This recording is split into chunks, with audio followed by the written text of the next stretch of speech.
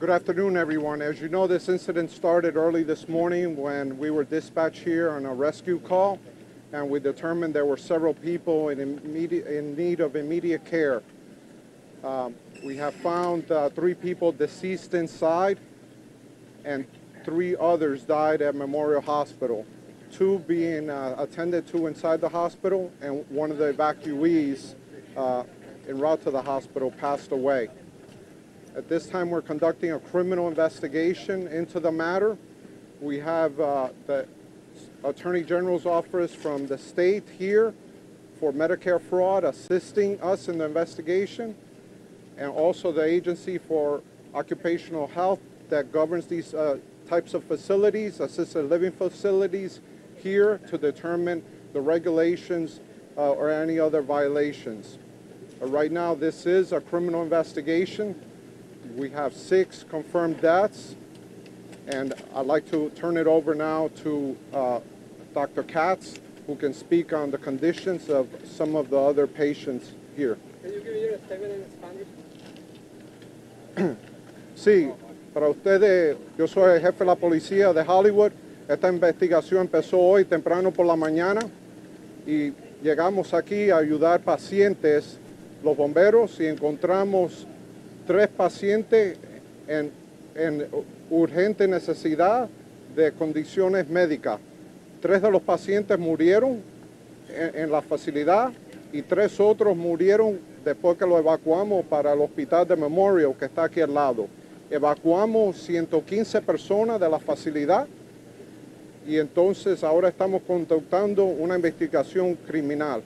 El edificio está bajo el control de la policía y tenemos las agencias del Estado sobre investigaciones contra el fraude de Medicare y también los investigadores que examinan los lugares de los ancianos, cómo los mantienen. La investigación sigue durante este tiempo. ¿Desde cuándo no había electricidad? Please hold your questions until the end. Our next speaker is going to be Randy Katz. He is Dr. Randy Katz. He is the Medical Director for Emergency Services at Memorial Regional Healthcare. Is that K-A-T-Z? It is K-A-T-Z. R-A-N-D-Y? R-A-N-D-Y, K-A-T-Z. His title one more time. Medical Director for Good morning, everybody. My name is Randy Katz. I'm the Medical Director of the Emergency Department at Memorial Regional Hospital. We are located in close proximity to this facility, and we began receiving patients early this morning and quickly identified some issues inside of the facility with fire rescue and immediately evacuated the building. We have a number of patients in our emergency department, and as you know, there have been 6 confirmed fatalities related to this incident. Most of the patients have been treated for respiratory distress, dehydration, and heat-related issues.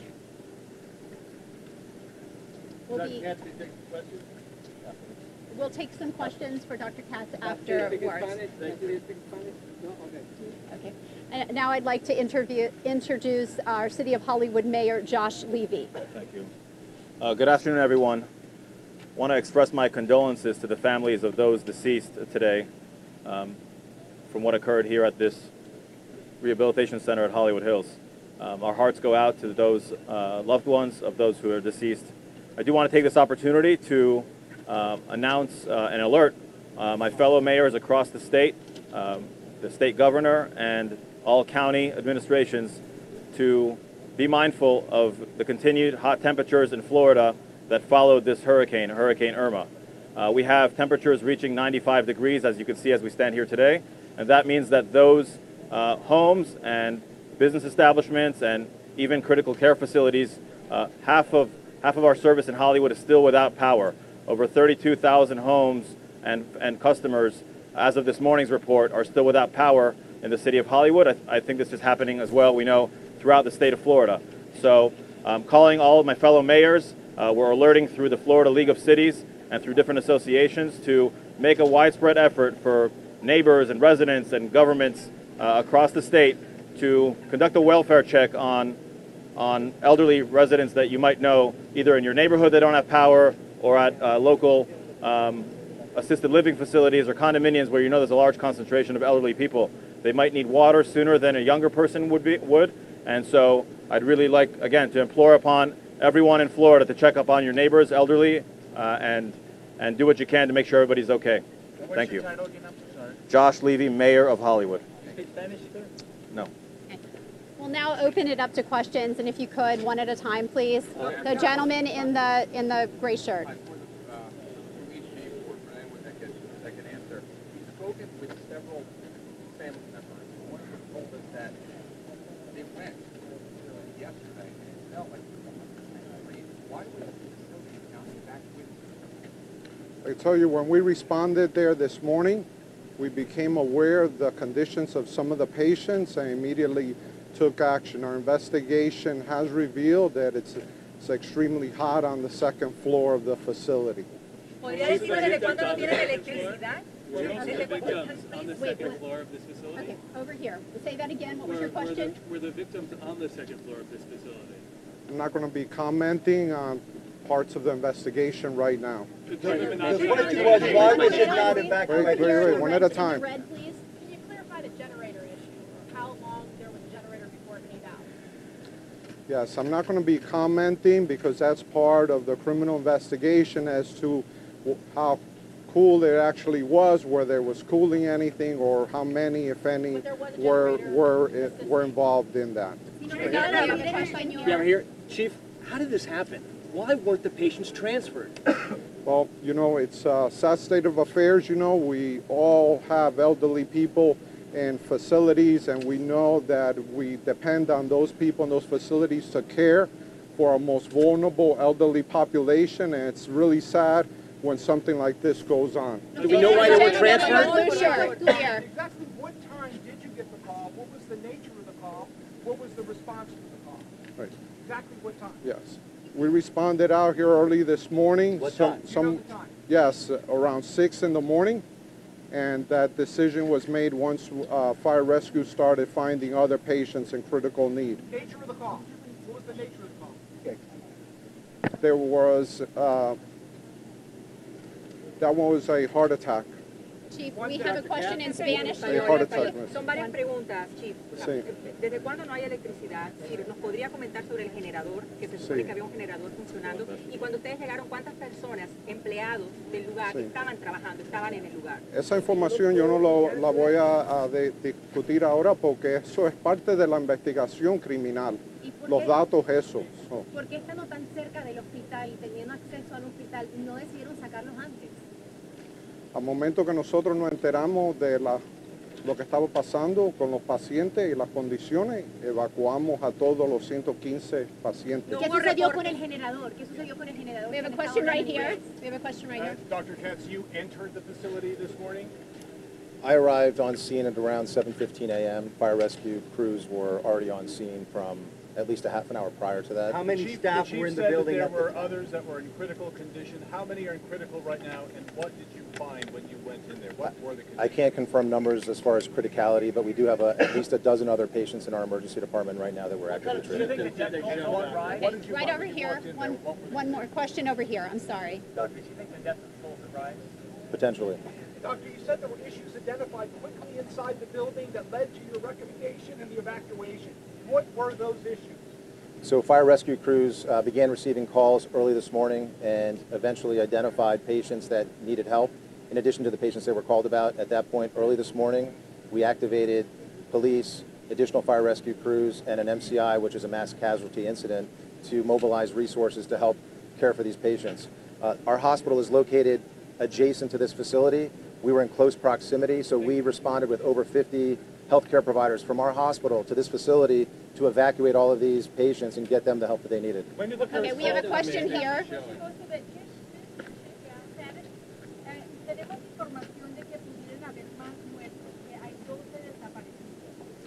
No, eso no está correcto. Eso no está correcto. Tenemos 6 muertos a este punto y otros en condiciones graves. 215 personas lo hemos mandado para hospitales que han podido con la capacidad esa.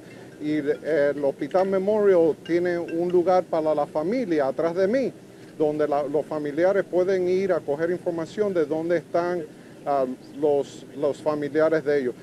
I want to just reiterate, There was a question over, you know, the quantity of people, and to confirm that we have 6 dead, 115 evacuees from that facility, and Memorial Hospital has done a great job as a partner with us, taking control of and assisting these patients in finding South Florida hospitals and hospitals in the near vicinity to take up those patients. Right now we have a family resource center set up half a block behind me that is in the process of telling people where they can find their loved ones. We're also in the process of notifying next of kin for all the victims, and we are proactively conducting inspections of all our assisted living facilities in the city, which account for 42 of them. Those inspections will be concluded by 1 p.m. today. Okay, we have a question right here. He's been waiting. Dr. Katz, please. Doctor, if you could please just describe what you saw when you went in there and how you feel about the fact that something like this could have happened across the street from your yard. Yeah, so this was a terrible incident. The scene was chaotic when I arrived. We had at least 115 patients that we were trying to evacuate and bring them to safety. The fact that it's down the street, you know, we don't have control over what goes on in that facility, but when we were called to help, you know, we mobilized at least 50 to 100 of our employees that left the hospital, ran down the street, and pulled all of these patients out of the facility and made sure that they got to a safe place.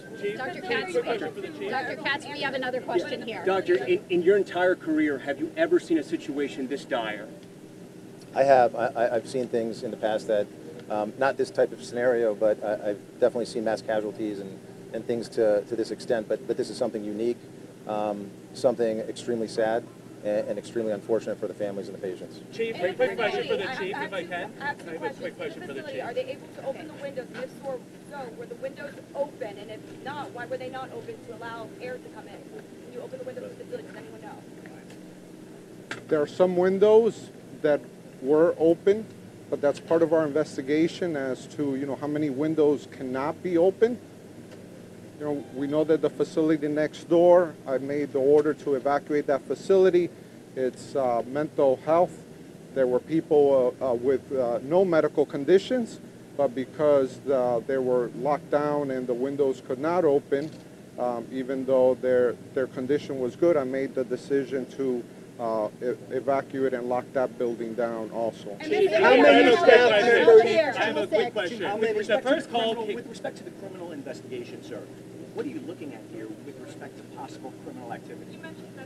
Well, you know, we've had a number of deaths. That's what we're examining. We're examining all possibilities, you know. So in a case like this, I'm not going to speculate, but obviously there are many factors, as you heard some of your colleagues question. There are many factors that could influence, you know, which way the criminal investigation is going to go. But it concentrates on what was the cause of death of these patients. Right? How many staff members? How many staff members were in the building? Came in at 4 o'clock this morning. Why did it take 2 hours for police to finally respond? We're getting the actual number of when the actual call came down. You know, remember, BSO dispatches for us. Yeah. So I've asked for that printout to get exactly. The press release said 4 o'clock.